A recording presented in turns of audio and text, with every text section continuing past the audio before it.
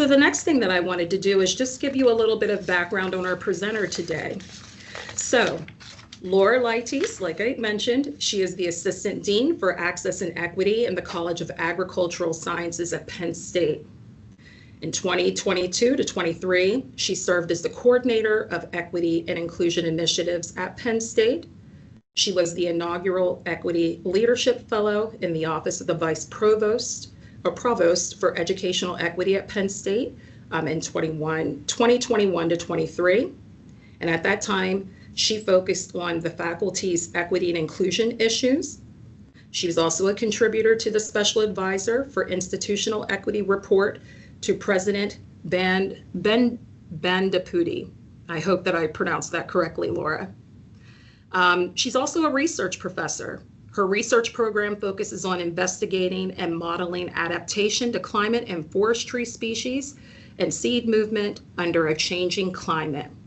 So again, we're very happy to have Laura here. I just ask that everyone just listen, keep an ear out for potential connections to the workforce development efforts that you're doing in your respective bureaus, or if there's any other information that Laura shares that perhaps may be beneficial in another aspect of the work that your bureau is doing. I also want to just put it out there as well too, is that Laura is also looking for ways that she can take advantage of the expertise that we have here at DCNR as well. So we're looking for building a relationship that is mutually beneficial. So she'll be asking you questions as well too, and perhaps trying to establish her own connections. So with that being said, I'm going to go ahead and stop sharing my screen, and Laura, you can go ahead and share yours. Sounds good. Thank you, everyone. Thank you, Arlene, for the invitation. I'm truly happy to be here.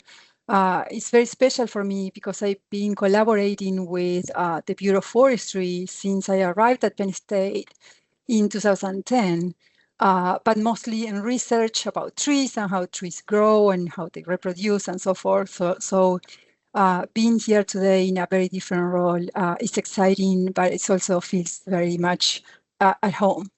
So I'm new in my position. I've been here for 6 months, and we've been trying very hard to get a lot of things going very quickly. And so I'm going to share a little bit about what we've been doing and how I'm approaching this work. So are you seeing my I can screen? see it. Okay, yeah, perfect. I can see it if you just want to turn on your slideshow. Okay, let me just start here.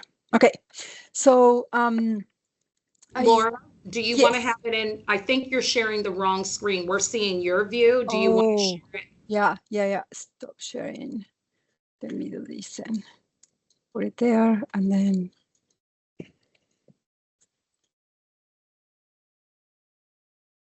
share that one.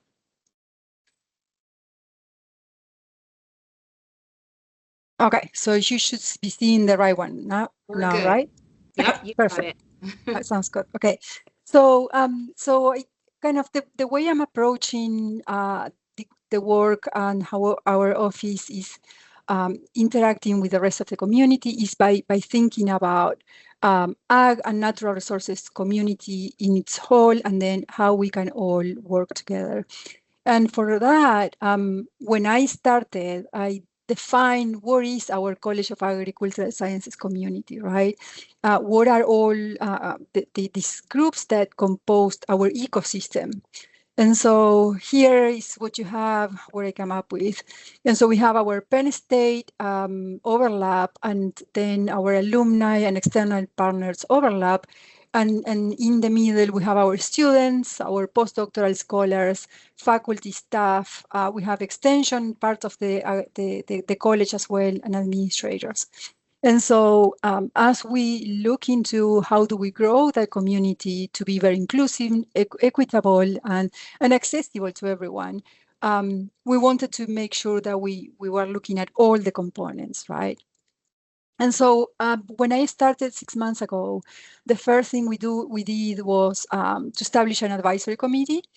And then we work very, very quickly. So this was the end of the last semester. And so our lives here revolve around semesters, right? Because we have the students and we teach through the semester, then summer, things quiet down and so forth. But so we wanted to get together and work very quickly on a first year plan. It was important for us and for me to kind of get things going fairly quickly because things have been quiet for a while here and people needed our presence, right? And so there were three things that we agree as advisory committee. One was start at home.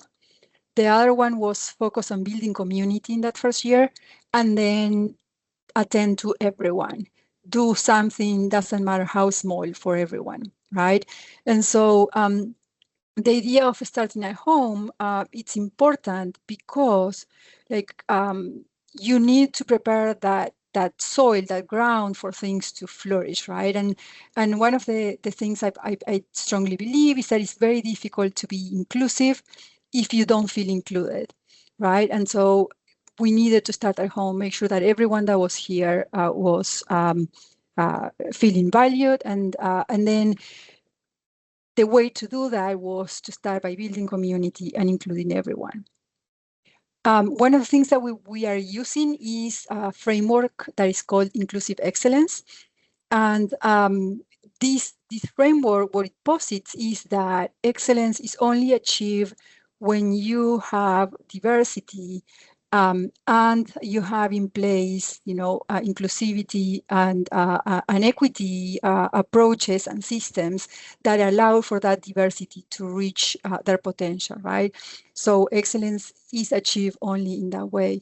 And so it has these different components here that are mostly for us to think through things rather than very different or distinct areas, right? So they overlap, they interconnect, it's easy for us to work with them as they are presented to you right now, but in truth, they are all related. And so here, the first one, access, success, and advancement, the idea is, do we have opportunities for everyone and accessible to everyone, right? And so once they access opportunities, are there clear paths to success and advancement for everyone, regardless of their identities?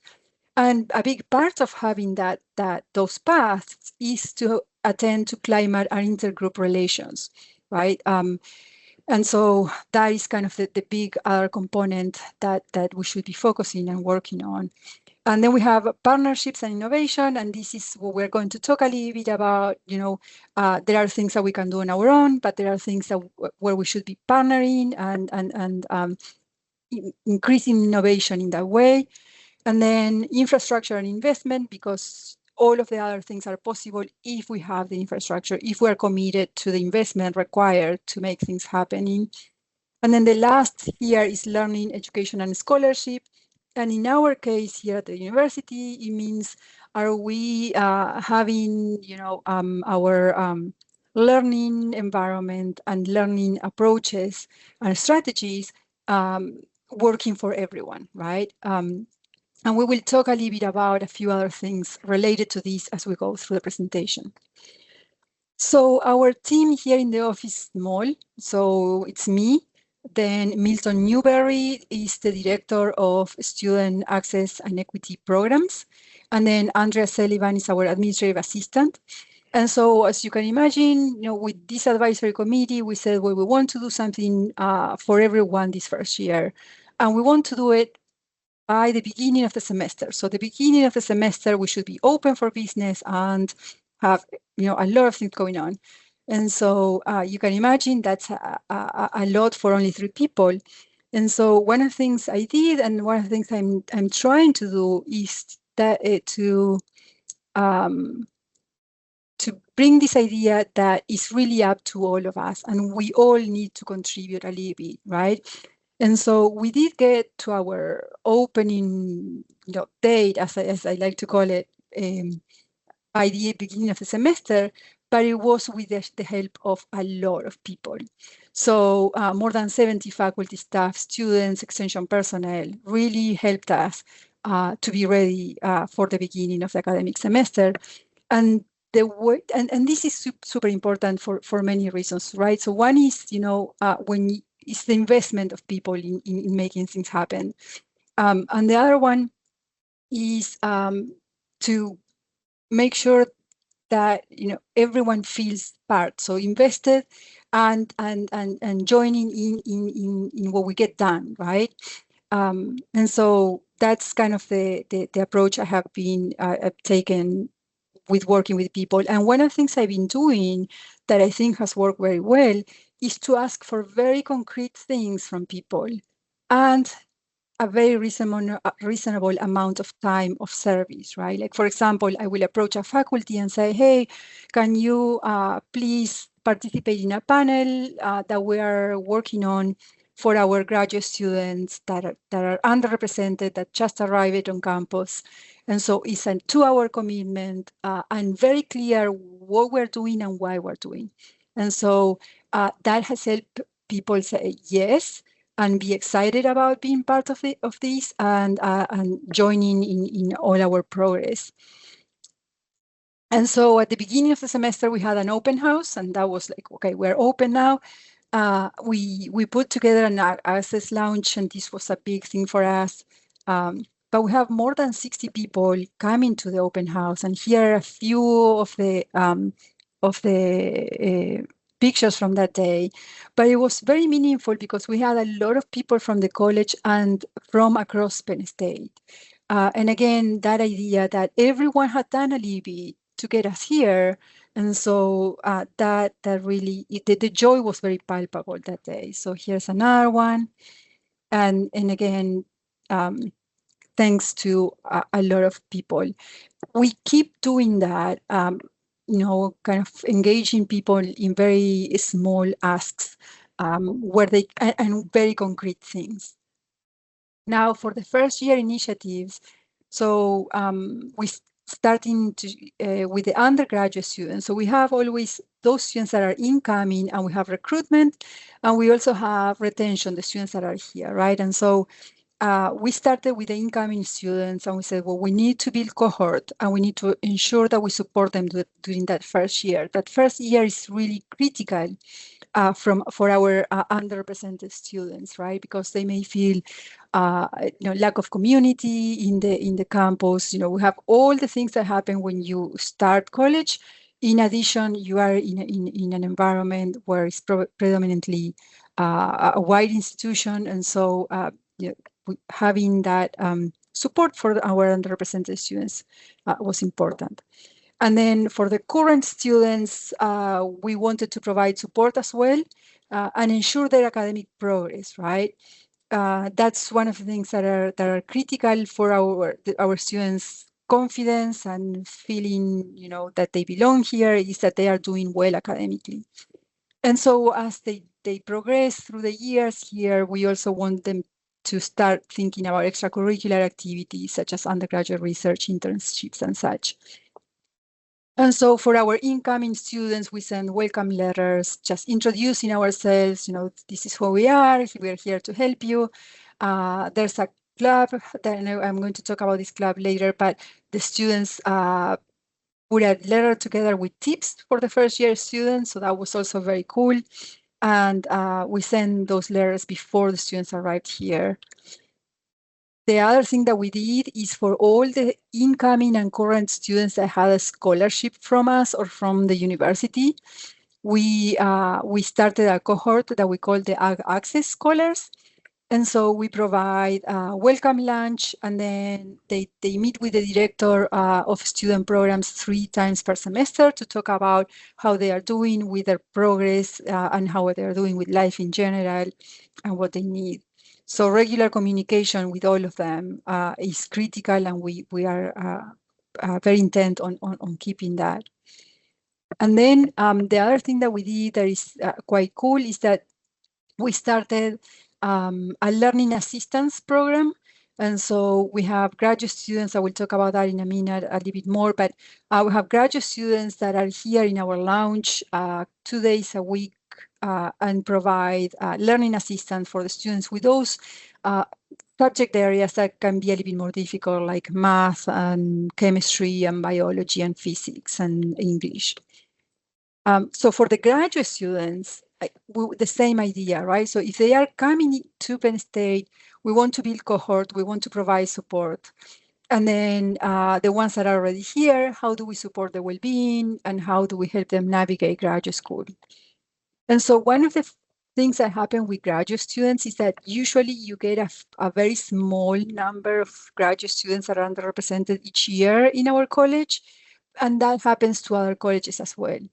And so this year, what we did was to get together all the STEM colleges and do a program for these students together so they will have a larger group. So we ended up with 25 students in this group, and they are having a very good time. There was a workshop before they started classes, and then every month they all of them meet and talk about navigating graduate school and things in the curriculum that may not be very explicit, and how to work with advisors, how to start shaping your career, and so forth. So that has worked very well. The partnering, when you don't have either all the resources or you don't have the critical number of underrepresented students for them to have a good network and a good community, is just the way to go, I think. Now, these graduate students that you see here are the ones that are providing assistance to the undergraduates. And so what is nice about this is that, again, we are all in it together. So they get a small assistantship, and they are with us 3 hours a week. So they divide into teams, and then they help the undergraduate students in a more, here at Penn State, we have a very nice learning center.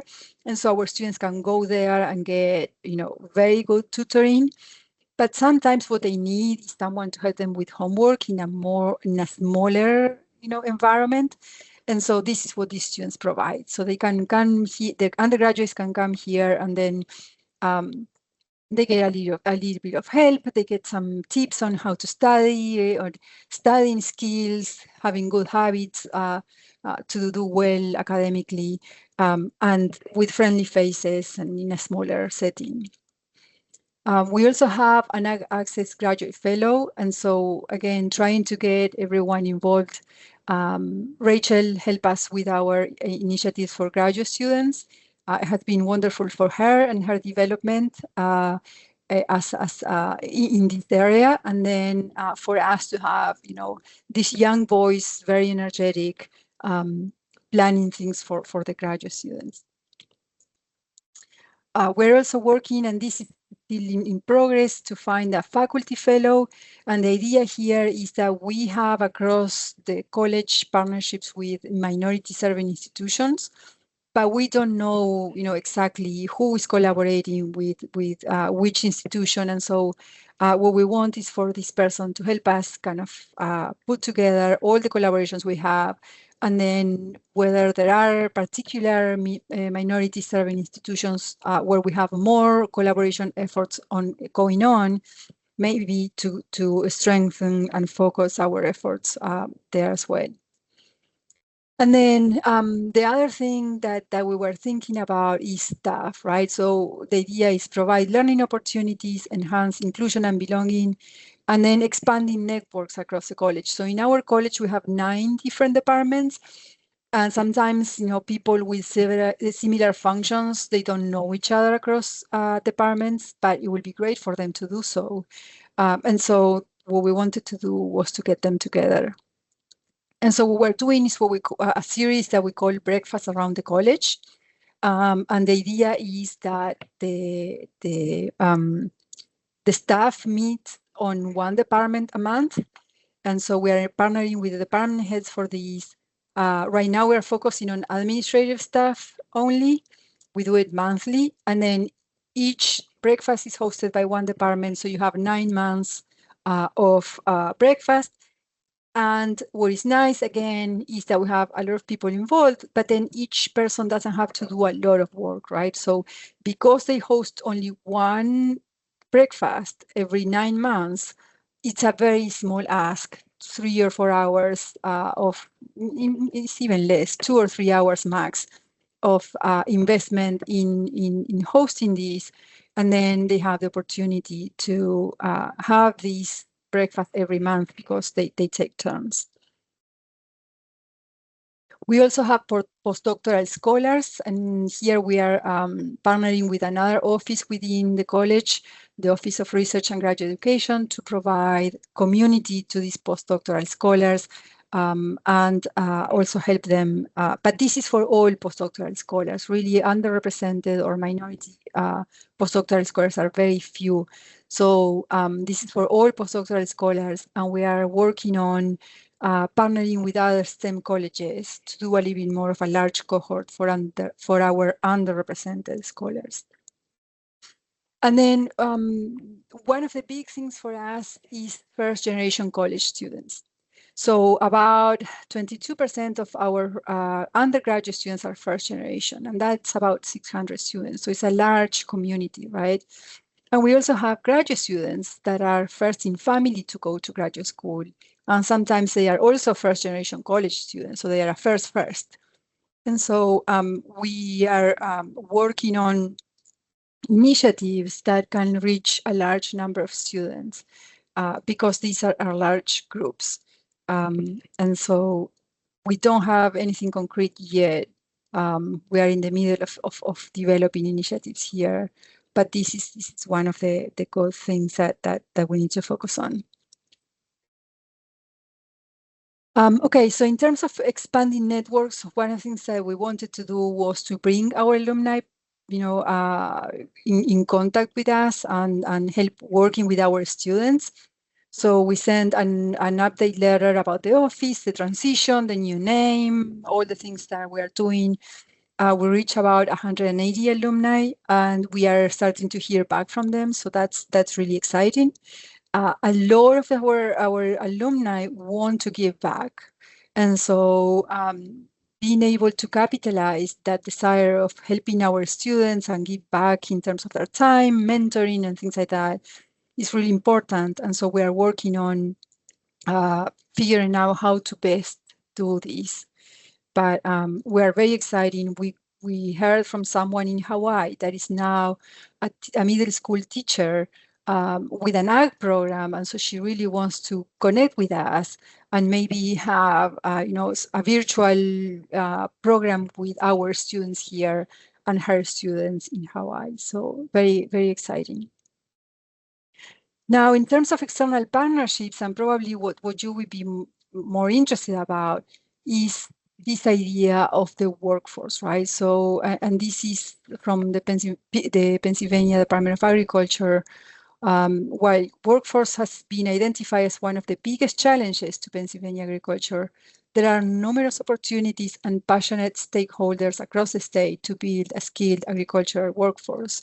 And I do think that this is true. I think there's a lot of people really interested in making sure that we are an amazing option for the new generations, right? And the new generations are different in terms of demography, so they are more diverse.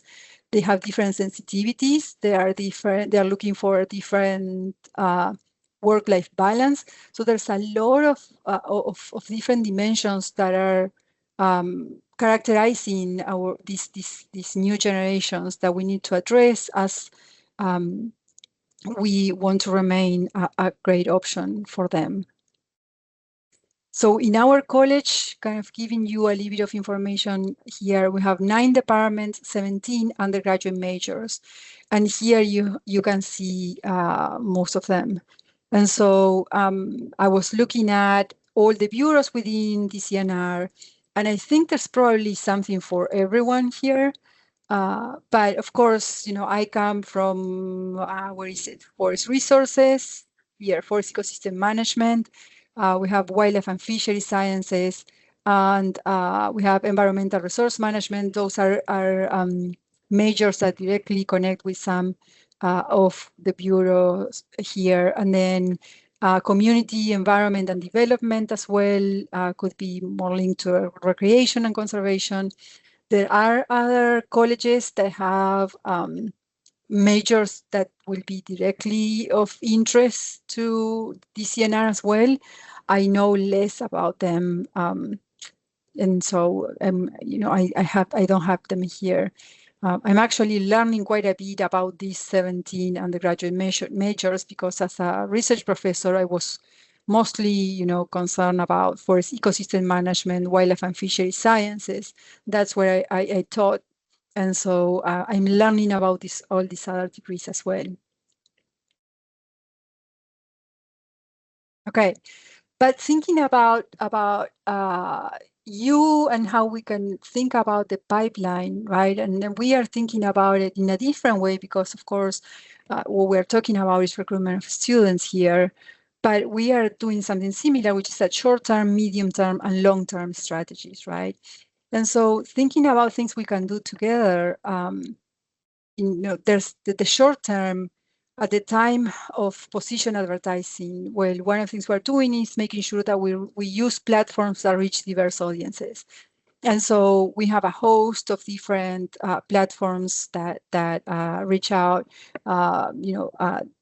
different audiences. It could be minorities, it could be LGBTQ plus, it could be Native American, and so forth. And so kind of finding those platforms is really important, I think.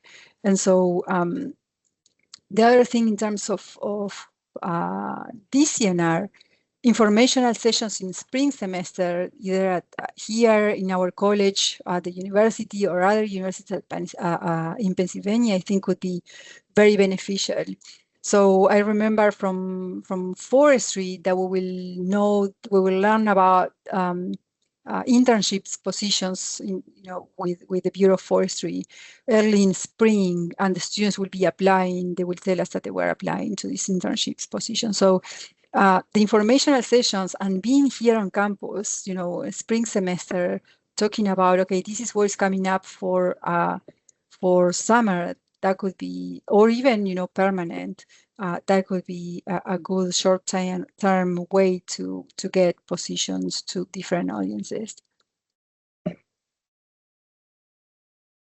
Another thing in terms of medium term is the visibility, here at the university. And I just put these two examples from Bayer that did a visit here October 7th to 9th to meet and greet, and then to teach a little bit, right? So this October 7th, launch on us and join us for embracing a growth mindset. And so we also heard from another company that wants to come and just help our students prepare for a career fair, right? And so it's those small things that will not yield applications immediately, but then you get to be known among the students, right? And so the nice thing is that, in Pennsylvania, everything is short distance, and with Penn State being in the center, it shouldn't take too long to come here for a day, do a few things with the students, having, a breakfast together, and then talk about, interviewing or type of careers in DCNR and things like that. And that gets you the visibility, right? Like in forestry, for example, all our students knew about the Bureau of Forestry. But if we talk about the college more broadly and talk about all the bureaus within DCNR, then it would be maybe building that visibility, in this way could be a good option. The other thing is that those internships that we were talking about. Now, when we talk about internships, I think one of the things I'm learning is that there's no one size fits all. And so if you want to attract this diverse group of students, we have to be thinking about different type of internships. And so there are kind of groups of students that have different responsibilities, right? So we know, for example, that Latino and Hispanic students, in general, have a larger proportion of students that work many hours to help their families, more than 20 hours a week on top of studying. And so an internship that will be summer long or will require, 8 hours a day is probably not going to work for these students because they cannot leave their jobs to do a summer long internship. And so if you want to make sure you have options for the Latino Hispanic students, then maybe you have to think about what are other type of internships, maybe a remote, maybe a short term, maybe a hybrid, maybe a weekend, I don't know. But the idea is to know the students, know, what are the characteristics of these different groups, and then how do we design these internships so that everyone has the possibility to benefit from them, right? And so that's the accessibility part, because our usual internship is summer long, for example. And we see, as I was saying, that it may be that precludes many students from applying and participating. I do consider this medium term because, if you have an opening, it's not that they're going to apply, but then you are building those connections, you are building these students that that have references and so forth. And then when we talk a little bit more long term, I think interacting with student chapters. For example, here there's one national organization called Minorities in Agriculture and Natural Resources and Related Sciences. And we have here a chapter at Penn State, was one of the first chapters. There were 2 chapters that originated this national association. And so maybe engaging with them, again, I was mentioning this company that wants to come and help, work with this student organization to help them prepare for a career fair. And so that type of thing, that service and letting the students know that you're a company or an organization that care about them is a great way to start building that long-term relation, right? Another one that we have here as well, Cultivating Change, is the chapter here is called Students for Cultivating Change. And this is an association that helps LGBTQ plus students in agriculture find community and feel welcome and included in agriculture, right? And so, again, we have a student organization here, a chapter of this foundation, and they are very active as well. So working with our students in that way, or actually with the national organizations, that's also another great way to start doing this. And I'm going to show you scholarships page. So here, this is the Manners National, and you will see that they have quite a few different scholarships, and a lot of them are from different private companies, right? And so one of our students just received this one, the Cargill Thrive Scholarship.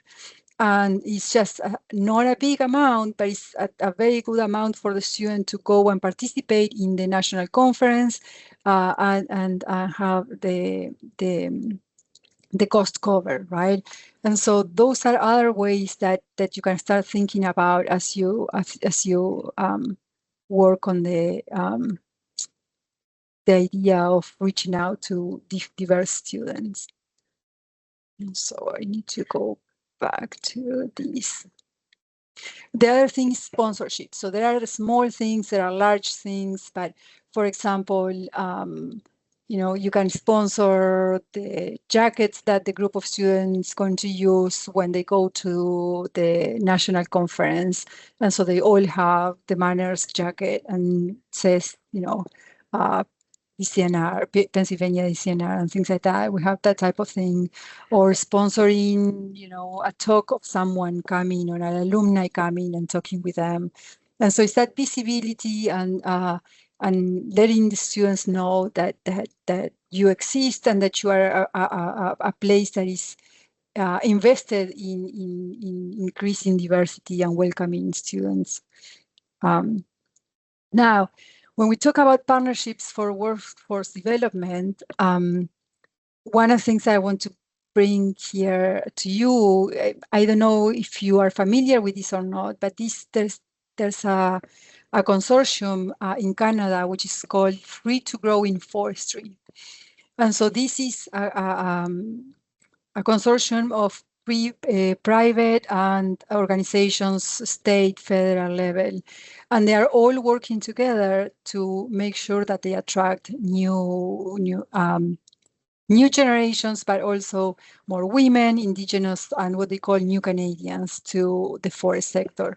And so this is one of the things that I think is important and that we should be thinking about here in Pennsylvania, is how do we get together to work on this issue, right? Because the impact that we can have isolated will be very different than the impact that we can have if we work together. The other things that we may be looking at different parts of this workforce development, right? So we have, from K to workforce initiatives, and we all fit somewhere in there in this continuum, right? And so where do we fit and how do we work together so we can all increase the impact of what we do? I think is very important.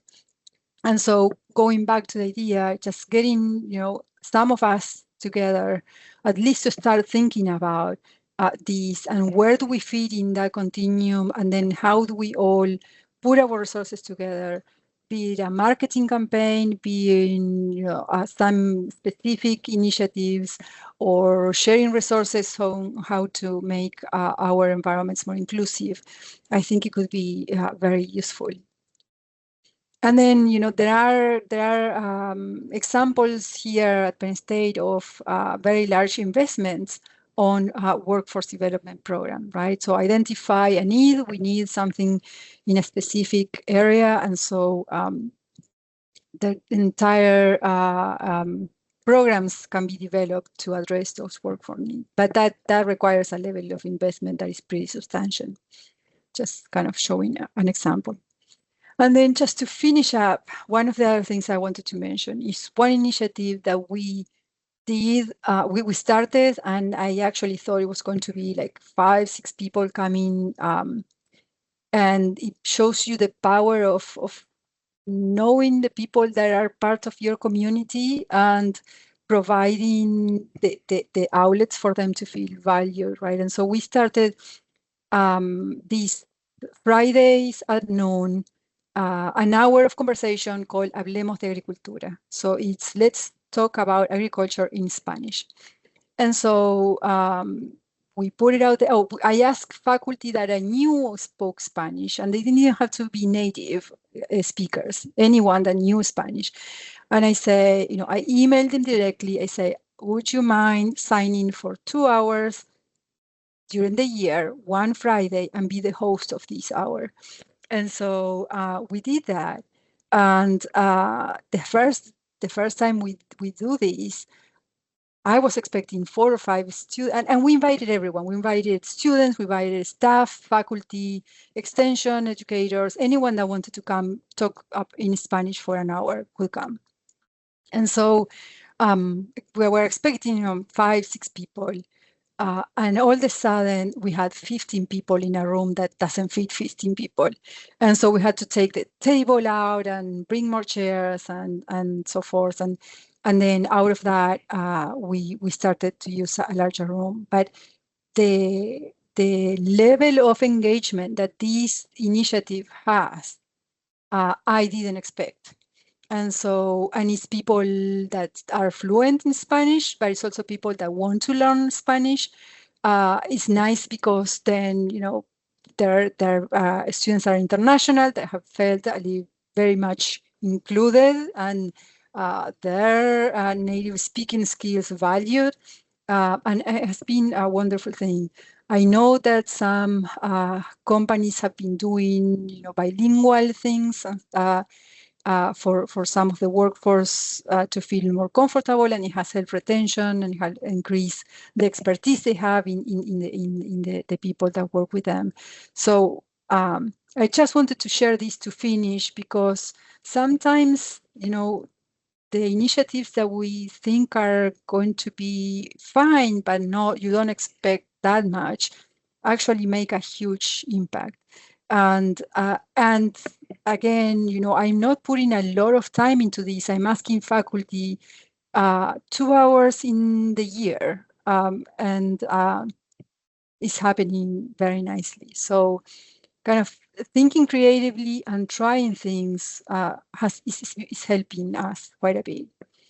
So with that, I'm going to say thank you and take questions. That's kind of where I am. So I must stop sharing here. Thanks, Laura. Sure. Thank you so much for this presentation. It's wonderful to hear how intentional Penn State is being and investing in the students and the graduates, like making sure that they're not only having success as students, but they're also having success beyond graduation, and the steps that the university has taken to assist them with job opportunities. Equally important, you kind of discussed this throughout your presentation, Penn State's commitment to investing in the future of conservation. It's not simply about postgraduate opportunities, but what can we do now to help students to find opportunities where they can learn and grow directly in the spaces that they want to be in, and figure out if that's something that they want to do beyond college graduation. So again, thank you for sharing that, because that's something that we're trying to keep in mind as we figure out how what steps we want to put into place to diversify our workforce. So there are several questions that have been in the chat. And I'd like to pose them to you, but I also want to just remind you too that this is an opportunity for you to ask of us. What can we do to support Penn State's efforts? But if we can just visit some of the questions in the chat. One question that I have here is, how will Penn State measure the effectiveness of the outreach and support that you're providing to your first year students? Yeah, so the first thing I want to clarify is that I'm not talking for Penn State. It's just the College of Ag Sciences, right? The agricultural sciences. So we are one college among many. But yeah, that's a great question. And, one of the things we're talking about is everything we're doing this year, we're piloting. And of course, we need to kind of understand what are the results so we can continue with the initiatives that are working well and not with the ones that are not working well. But in terms of students, how they are doing academically, that's a very important metric, because if they are not feeling, included, welcome, supported, they won't be doing well academically. So that's an easy one. How much they engage with us. So one of the things we do is we meet with them 3 times during the semester. Now we invite them to meet with them, they come or not. So if they are not coming, and they are doing well academically, well, that's wonderful. But if they are not coming and still they are not doing well academically, then we need to do something different. So students' academic progress, students staying and graduating, all of those are important metrics for us, right? We are starting, so it will take a little bit of time. So some metrics are going to be easy to see and quick to see and evaluate. Some others will take a little bit more longer term. Yeah. So another question that we have in the chat here is that how can we get in front of these audiences of minority leaders in agriculture and natural science student groups? So that's one part of it. And then a personal question that I think probably others have in the back of their mind as well, not only the leaders, but how can we get in front of the students to let them know like who we are at DCNR and what we have to offer so that they can have an interest in us? Correct. So a couple of things I was showing, that some companies, organizations come to campus and then they do something with the students, right? They could be a lunch and learn, and then they share something about their organization. It could be, okay, we can go and help you prepare for a career fair. So we have a career fair here in the college that was just not long ago. And so that could be something. Or we are going to be at the career fair, and why don't we also have breakfast together and things like that. Now, one of the things that happens though, and we in the office are very protective, is that everyone wants to reach these students and these organizations, right? And so, and the students need to study and need to do their things. And so we also are mindful of not over offering things to them in terms of, because everyone wants to be in front of them. And so, but again, just reaching out to us, or in any college, you can reach to the assistant associate dean of access and equity, or equity and inclusion, depending on the different titles, and ask, what are the student clubs, the student organizations for minority students, and then plan what will be something that the students need right now. And then that's the other thing I was saying, like a small sponsorship or small scholarship, right? The DCNR scholarship to attend the national conference for manners. That's something that is not a lot of funding, but it really is very nice, because then they have, I'm the DCNR scholar this year, and we do a little bit of a celebration on that and so forth. So those small things kind of help quite a bit to be, to interact with students and do things like that. And then visits too, right? You can invite students to attend. They may or may not be able to do it depending on what you're offering, but do you want to come to Harrisburg and see a few of the things we're doing? Or the nursery here, we are 20 minutes from the nursery, and see some of the wonderful research we're doing and work we're doing. And by the way, we also have lunch. And so that type of thing, there's a lot of ways that we can get engaged with students, and they will love to do it. It's just pacing ourselves kind of thing, but yeah. Thanks, Laura. I want to encourage our staff. This is an opportunity for you to ask Laura questions directly. I know there have been some questions in the chat, but please feel free to raise your hand, and then you can unmute yourself and you can ask some questions directly that perhaps you're curious about with respect to this work in your particular bureau. So feel free to unmute or raise your hand, and then you can unmute and ask questions directly. Allie. Hi, Laura. This was a really incredible presentation. And I'm curious, you mentioned knowing the students, and you kind of mentioned some characteristics of the students when you're thinking about what programs to offer. How are you finding that out? Like, are you doing surveys? Are you looking at research? Like, how are you learning about these characteristics of the students in order to, engage them? Yeah, so the nice thing is that in higher education, we have quite a bit of research and information.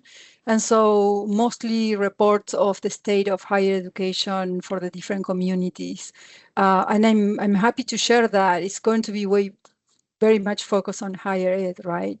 But yeah, we do get reports from national associations related to higher education, right? That look at the different groups and what are the characteristics. And there are some characteristics that are very important for us to pay attention to. So I will definitely encourage all of you, and I can share a few of them, because if you are trying, if we are thinking about, okay, what type of internships can we offer to attract these students, it's going to be our students. So I can definitely share some of those reports with you. More on the workforce will be different, but if we're talking about students, I can provide some reports that are quite cool, actually. Yeah, that would be great. Thank you. Sure. And Laura, any resources that you think would be beneficial to our staff as we're on this journey of trying to figure out how to better strategies that we can develop to diversify our workforce? If you don't mind sharing them with me, and then I'll make sure that everybody participating today will get access to them. Sounds good. Another question that I had for you, and this was something that was prior to your presentation that someone had requested more information on. And certainly if you're not able to answer this, if you need to do some more research, I'd appreciate it if you could follow up with us, because I think this is something that would be beneficial to everyone. But Laura, do you have a sense of the demographics of students that are majoring in areas that relate to the work that we're doing here at DCNR? So some of the examples of study that I was given was forestry, ecology, geology, environmental science, environmental studies. And so when you think about the student demographic, when we talk about diverse students, what are you seeing? Yeah, so I don't have the exact numbers, but we do have very little diversity, ethnic and racial diversity, right? In many, and then this is Penn State. Penn State is a predominantly white institution, PWI, we call it. So that's part of it, right? We also see that in our majors, it really depends on the major, the gender diversity. And so forestry, for example, we have, they are practically, the vast majority males. Then we have animal science. Some of the majors are practically all women. And so this is one of the very interesting things that we're looking at, is that underrepresented means different things for different programs, although ethnic and racial underrepresentation is across, right, across all programs. But in terms of gender, for example, we have very opposite problems, challenges for us to work on. And so, I do think that in general, and we can look a little bit more, but in general, I don't think our sector is the most diverse sector, right? The agriculture and natural resources. So yeah, that's one of the things that we are trying to do, is to make sure that we become, or we enhance our presence as a great opportunity for underrepresented communities, right? Because it is, those of us that have done our careers in these disciplines, we love what we do, and we know that these are wonderful things, wonderful careers, and so we want everyone to be able to join. Thank you for that, Laura. And I want to, again, reserve some time for you to talk to us about what it is that you need assistance with, what Penn State's Office of Access and Equity could use our help on. But if we want to just allow space for one more question from DCNR staff. Sure. Okay, and I see Winnie. Well, we have two questions, and so if we can kind of keep them brief, that way we can ensure that Laura has some time as well. We'll go ahead and go with Winnie first. I saw your hand up. Okay. Yes. Hi, Winnie Okello, DCNR, Bureau of Recreation and Conservation. So my question is, if you can you share maybe some of the opportunities for improvement, or the kind of those clear pain points, challenges that I would say particularly you're underrepresented, whatever that means, within your sect? What are the things that they, as the experiences, are saying that this is my pain point? Because I think sometimes there's a disconnect between what administrations think support is versus what the students actually say, this is how I need support. Thanks. Yeah, I think in terms of the students, the community part is very important, right? And that's one of the things that we hear from them, and we are trying to provide. I think on top of all the things that happen when you are a college graduate and you leave home and everything's different, and this is a huge campus, and you have to manage a schedule and wake yourself up and all of that, that feeling of a smaller community is very important for them to be successfully in their academic endeavors, right? And so that's one of the things we hear them a lot from them. And that is why, we have these graduate students that come here and give assistance in a small setting. And we have so many breakfasts and so many lunches. And sometimes you say, well, but it's a lot of food involved, but it's really that, it's being together, making sure that, you know, they have that home away from home in some regard, that actually is the best academic support you can provide, even though you are not talking about academics when we're together. So I think that's one of the big things. Then having scholarships, that's also an important part. And making sure that we have funding for students that may have, you know, one issue here or there in terms of funding. That's something that we're always attuned to. I think those two things, and I'm talking mostly about undergraduates, but I think graduate students as well, is that part. With the first generation students, you know, one of the things is kind of help them understand all those you know, activities and that are not in the syllabus, but that are important, right? That when you have had parents that have gone to college, you have that advice, you have that guidance, someone that knows, you know, you have to go to office hours and never hesitate to go talk to the administrative assistant to ask for whatever you need. And so kind of sharing that information with them and also making sure they see. So one of the nice things that I always tell the students is that in the dean's team, so the college has a team of deans, right? We have an overrepresentation of first generation graduates. And so about half of our deans in the college are first generation college graduate. And so for them to see each other, you know, faculty and leadership that have been first generation is also important. So we try to share that with them quite often. So yeah, that's kind of the main thing. Thanks, Laura. And we have one more hand up, Jeannie. And Jeannie, again, we just want to make sure that we leave some time, yes, Laura. So if you want to go ahead. Hi, Laura. Thanks so much for your presentation today and joining us. As I was looking across your pictures and your participants, I was wondering, does any particular story or impact, can you think of one from how this has helped the participants and the cohorts?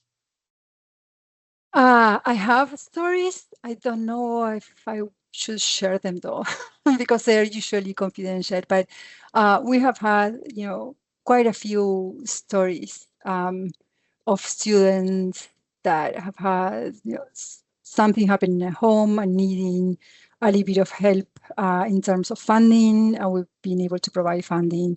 We have students that come for the first time to the tutoring class, very shy, very nervous, and then you see them that they keep coming and they're doing well. Okay, so here's one that I can share. I had this student, he's one of our scholars, and we have the lounge. So one of the things we've been doing is trying to get the students to use the lounge, because the lounge is in a building that is all administration, doesn't have, you know, classrooms, and so it's not a building the students visit. So we usually, you know, have snacks there and fresh fruit and things like that for them. But one day we go, you know, I go through the lounge, and there was this student. We have a big whiteboard teaching himself biology.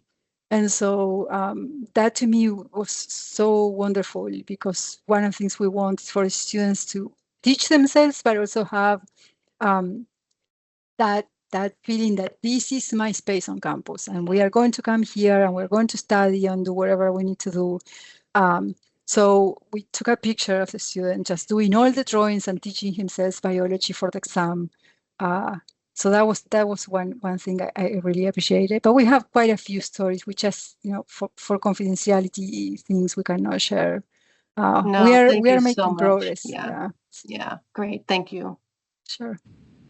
Thanks for the question, Jeannie. And again, Laura, it's really exciting to hear how Penn State is really applying a holistic approach to the way that they're providing support. It's not just your traditional tutoring to make sure that you're successful in classes, but making sure that you're successful in college in that experience. And hopefully those students that graduate, that participate in that program and graduate will be the ambassadors for your particular college, so that they'll encourage others to come along, and perhaps maybe that's a way to help sort of diversify the student population for those particular areas of study. So thank you for sharing that. Absolutely. So now I want to turn it over to you. I know that there are some things that Penn State is working on right now that you and I have had some conversations about, perhaps DCNR being a part of that. So I'd like you to have an opportunity to sort of talk to everyone about that, so that people can start thinking about it. Yeah, absolutely. So I think my first question is this idea of working together in different types of internships or experiences for the students, and that idea of looking at different ways and not, different types of experiences. So do you have any ideas? Do you think this is feasible or that would be beneficial? Do you see this as a way to start building your pipeline? What are the thoughts of the group in that regard? Well, I'm going to defer to others to be able to respond to that. I think you know where I stand. So Christy, you want to go ahead and share some thoughts? Yes, thank you. Hi, Laura. Thank you so much for this presentation. This has been great. My name is Christy Hirsch, and I'm the HR manager for DCNR. You talk about internships. We are actually just today sending out information to our program areas on the summer internship season, which will be here before we know it. So I guess my thought is these will be posted at the end of November through the very beginning of January. What is the best way that I can leverage that with you, whether it's sending you information? We generally, DCNR, I think we had about 130 interns last year. So we definitely have a robust intern program. So we have a lot of opportunities. So whether that's, talking to you separately about it, but definitely want to take that opportunity to make sure your students know about these opportunities coming up here. Yeah, and definitely you can let me know, you can get in touch with me, and we will make sure we share it with all the students. Now, are all those full time during the summer type of internships? Or do you have we can bring students on at any time. Our formal internship program generally runs, starts in May and goes through the end of August. But we always have, we post our positions, all our internship positions on our employment website. So we always have opportunities, but the formal program, when we hire the most, is during that time period. Yeah. So I think, again, definitely, we can share with the students, and actually we can invite a few of you to come here and talk to them and do one of these, a breakfast or something, because I think that will be wonderful, and the students will be more receptive to the ideas. But one of the things is to have different type of internships, right? If you only have full-time summer internships, you are not going to get a diversity of students. So as I was mentioning, about a third of students that are Latino or Hispanic heritage, then they usually work 20 hours a week or more on top of studying. And so they will, if that's a work that they have during the job that they have during the entire year, they may not want to leave it to do an internship over summer, right? And so having different options for them to attend is really critical, I think. So then you get a larger array of people applying. Yeah. Thank you. Sure. Yeah, and definitely when those open, let us know, and we can definitely share with the students and do something together. Sounds good. Thank you. Yeah, so I saw a question there. What kind of schedules can we offer? I think that's great. A great question for all of you. And maybe that's something, Lori, is that something that's directed at DCNR or something that you'd like Penn State to think about in context of their students so that we can make sure that we're targeting, we're providing opportunities that will actually work for them? So you can either drop it in the chat or say, okay. Yeah, the second part, we don't know what would work. So can you help us know what we should offer to get applicants? Yeah, and I think this is something that we definitely have to do together, right? Because I can tell you, okay, you should offer something that is, 2 hours a day remote, and then you say, well, we have nothing that would benefit anyone for 2 hours a day remote. So I definitely think working together will be the key here, and maybe we can do like a small group that can brainstorm. But you know what type of work you do and what will be meaningful for a student to have an experience and understand the job. And maybe I have a little bit more of an idea of what different students need. And so if we combine those two things, we may come up with 2 or 3 type of internships that will work, from both sides. But I think this is one of the good cases where we need to work together. So Laura, maybe what we could do is after this, look to see if maybe we could have a representative from each bureau that helps out with the internship placements. Several of us could get together and perhaps have a conversation with you and talk about what our needs are and see if there are ways that we can come to a happy medium where it would benefit your students, and then ultimately it's going to benefit our agency as well too. Mm-hmm. Yeah. We have 3 more minutes, and I want to be respectful of everyone's time. And so is there another question that we have for Laura? And again, please feel free to just simply unmute yourself. And I'll just ask Laura while we're waiting. And so is it okay for the participants in this learning to reach out to you directly to engage you more about perhaps something that they learned during this conversation they want to learn more about, or figure out if there are ways that their particular bureau can partner? Absolutely. Yeah.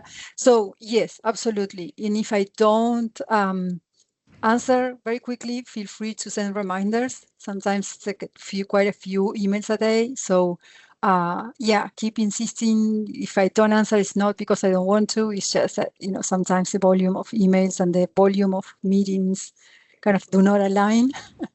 I understand. And one of the things I do want everyone to think about as we go forward is that idea of getting a consortium together. And thinking about, there are things where we have our own niches, but they are in the same continuum of that workforce development. And so how can we get together to make that happen, right? And there are things that may be, more impactful if we all do it, because all have to do that, all have to, make sure that we are out there in the public sharing about our story, about our discipline, our sector, and so forth. And so, I'm very intent on getting a small group together across Pennsylvania to start talking about this. So if you keep thinking about it and think that this is something to be engaged with, I would really appreciate it. These are the first conversations. What can we do? Where do we go? Will it be meaningful to have this consortium? Well, I think based off of everything that's been talked about, and again, we have some shared interests, and I'm sure that that's probably the same case for others that you'd like to engage in the consortium. So DCNR would love to have a spot and have a voice in that. And so once you, I don't know what stage you're at with it, but in any case, once you're ready to start having conversations around this, please make sure that you include us. You can reach out to me directly. Certainly, I'd like to be a part of that, but I can also put it out to this group as well and see if anyone else would like to participate. Sounds good. Love it. Yeah. Okay, any other questions? Looks like we're right at 3:30. So again, Laura, I just want to thank you for taking the time to share about the great work that you're doing at the Office of Access and Equity currently, and what you're excited about for the future and how it's going to benefit not only the students, but the graduates. I definitely think this is something that would be beneficial to DCNR as well, the things that you shared. And so I'd love to have our workforce subcommittee take a moment to sort of digest everything that you shared and figure out ways, like a strategy that we can develop to better enhance the relationship that we have already with Penn State, and then support you all along the way as well too. So again, we really appreciate you spending your time with us today and sharing. I'd encourage everyone, if you want to learn more about what the Office of Access and Equity is doing, follow Laura on LinkedIn. She posts things on there often, and so it's a great way to kind of keep your finger on the pulse of things that are happening. So with that being said, thank you for having me. I really appreciate being here and sharing with you all. So thank you. Thank you.